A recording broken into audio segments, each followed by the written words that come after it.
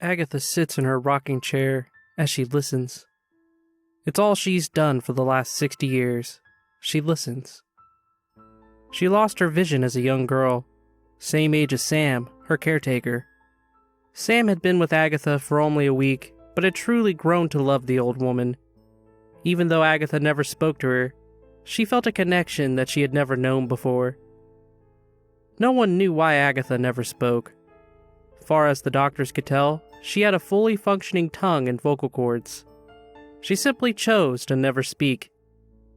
What seemed clear was that something had traumatized Agatha as a young woman. Something traumatized her so bad, she blinded herself with chemicals and refused to ever speak again. Despite the lack of an ability to see, as well as the unwillingness to speak, Agatha too felt close to Sam. Subtle body language and slight holdings of hands were all Agatha needed to communicate to Sam how she felt. Agatha felt safe with Sam, and Sam felt love for Agatha. On this night, however, a look of confusion has come over Agatha's face. She turns her head to the left, and then to the right. She cannot understand what is happening right now, and her feelings are mixed. "Sam," she whispers for the first time in 60 years. At that moment, Sam is admiring herself in a mirror. She is wearing an old pair of glasses that were kept in an old box in the attic. Curious, she brought the box downstairs and asked Agatha if she could see what was inside. Seeing no problem with this, Agatha had waved her hand in a go-for-it motion. After removing the lid, Sam picked up the old bifocals and placed them on her face. At that exact moment, she saw the look of shock on Agatha's face, and as her name left the old woman's lips, she looked up and saw something behind her. Outside the living room window was a black humanoid figure. It was tall and skinny, with a pale white dagger-toothed smile that curled the edges above its bright red eyes. "What the fuck?" said Sam in a tone that didn't know whether to be scared, confused, or some combination of the two. "Sam," Agatha said again, this time changing her whisper to a squeaky croak. "Agatha?" answered Sam, completely shocked at the fact that the old woman was speaking for the first time in 60 years. She walked over and held her small, frail hands. "There's something outside." "I'm sorry," Agatha croaked, the sound of anguish in her voice. "I'll be right back," Sam responded, not sure what to say or even what Agatha had to be sorry about. "I have to make sure the doors and windows are locked." She pulls away.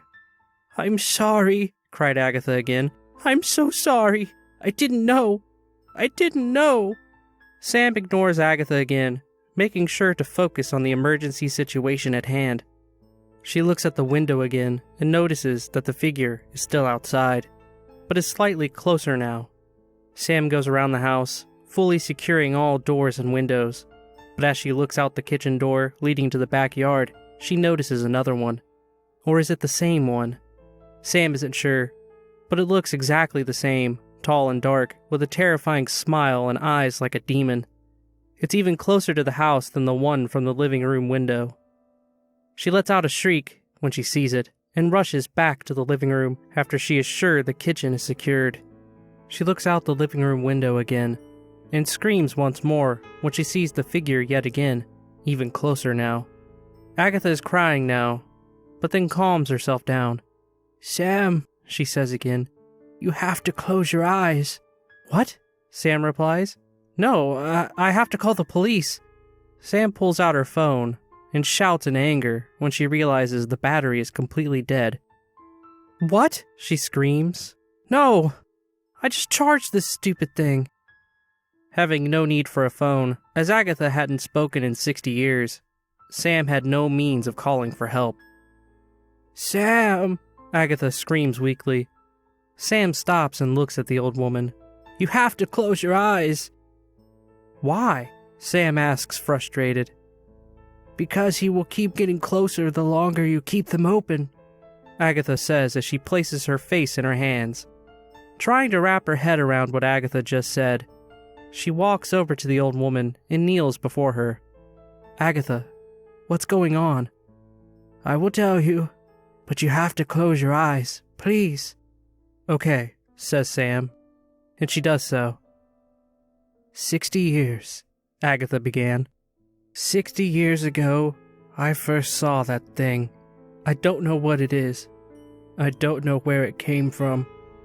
I don't know why it's here, but I do know that if it gets you, it will kill you. Just like it killed my brothers all those years ago. Sam didn't know what to say. She didn't even know that Agatha had brothers, let alone that they had died 60 years ago.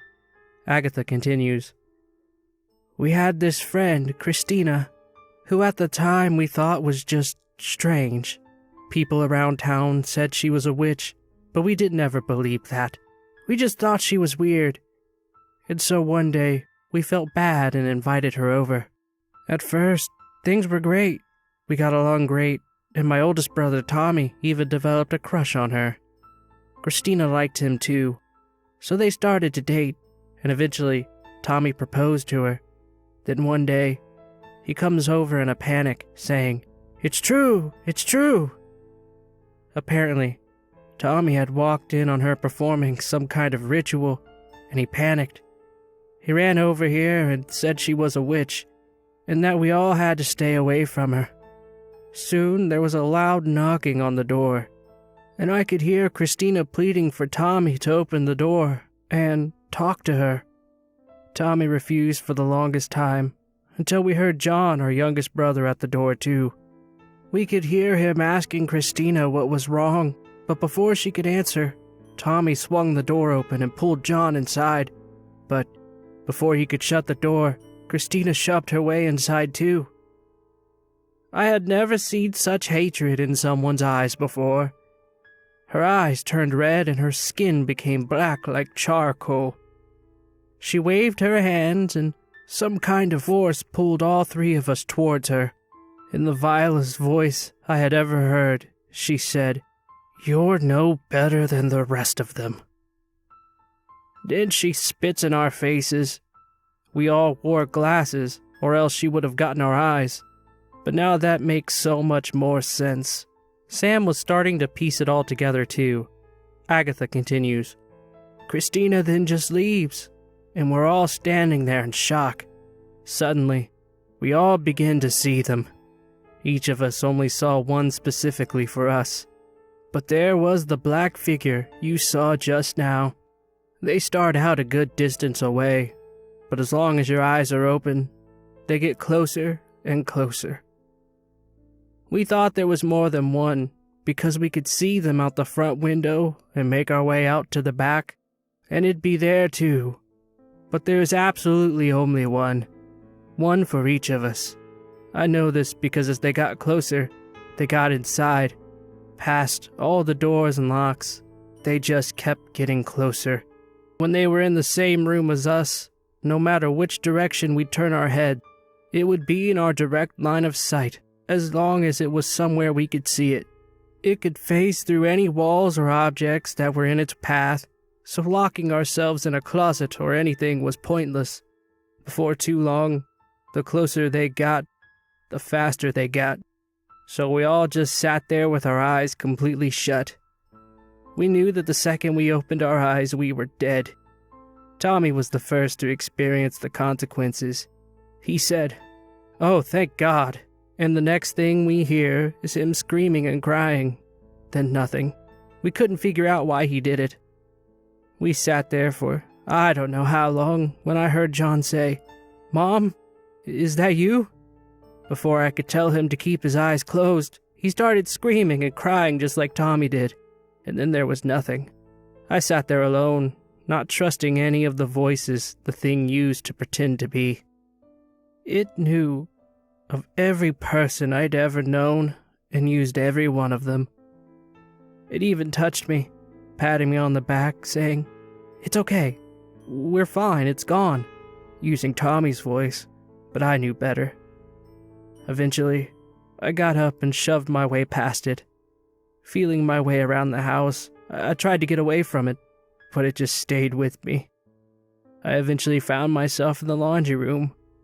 The entire time it wouldn't shut up. It just kept saying everything it could think of to get me to open my eyes.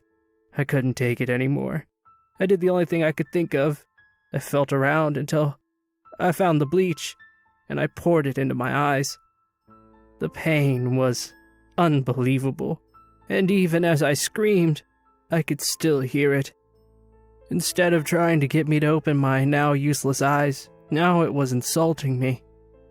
It called me all sorts of horrible things, and said so many horrible things to me. I just lied there and sobbed until somebody found me. I guess Tommy and John's bodies weren't there, because they were ruled as missing persons. I kept getting question after question, but I never spoke again. I had nothing to say because no one would ever believe me. And after all these years, it kept talking. Agatha lets out a deep sigh. Until tonight. Sam's heart drops at the realization. No, she whispers. No, no, no, this isn't real. This can't be real. You're crazy. You're just a crazy old bitch. And there's just a couple of psychos trying to get in. Sam opens her eyes and runs to the kitchen, grabbing a knife. Agatha can almost feel her heart break. As Sam grabs the knife, she looks out the window and screams out as she sees the horrifying face directly in front of the glass. She turns and runs to the living room and screams again. Standing in the living room, right in front of the door, is the tall black demon. It's even more horrifying close up. Sam turns to run up the stairs, but there it is again. No matter which direction she turns, it is there, moving closer and closer. She turns to the front door demon once again and runs at it, swinging the knife, but it goes right through it as if it's not even there. She backs up and turns to Agatha. I'm sorry. I'm so sorry, Agatha repeats over and over again, not realizing the demonic body standing through her, as though she were some kind of hologram. Sam falls to her knees and sobs, squeezing her eyes shut. Through Agatha's repeating apologies, she can hear other voices all around her. She can hear her mother say, "Open your eyes, sweetie, Mommy's here." She can hear Jeff, her boyfriend, say, "I'm here, I won't let anything happen. Just open your eyes, babe." She can even hear Agatha, through the actual Agatha's crying, say, "Sam, it's gone. It gave up. You're safe. You can open them now." She can even hear the sound of a dog that sounds exactly like her own, and can even feel its tongue lick her on the face. Sam and Agatha stay there for what seems like an eternity. The voice never leaves Sam, and the guilt for passing the curse never leaves Agatha. Eventually, Sam reaches her breaking point. She grips the knife, hard, and slowly places it to her left eye. As she prepares herself, she can hear what sounds like the door being broken down. She can hear the sounds of multiple footsteps, and what sounds like the police. She then hears a loud commanding voice. "Put down the weapon, and put your hands on your head." She drops the knife, and does so. She sobs, not daring to open her eyes. She can hear another voice say from across the room, "She's gone." It hadn't even occurred to her that she could no longer hear Agatha's sorrows. As the demonic voices had been relentless, even now, she sobs even more. Sam feels an arm grab hers, and she picks herself up. Suddenly, an idea pops into her head. "The glasses!" she yells. "Look at the glasses!" She can hear mumbles of confusion. Soon she hears the sound of someone walking around the room. "These old things?" a voice says. "Yes," she exclaims. "You have to look through them. It will explain everything." Sam becomes anxious as she waits for the voices to stop. Until finally, they do. Silence. Absolute silence. She sighs in relief and slowly opens her eyes.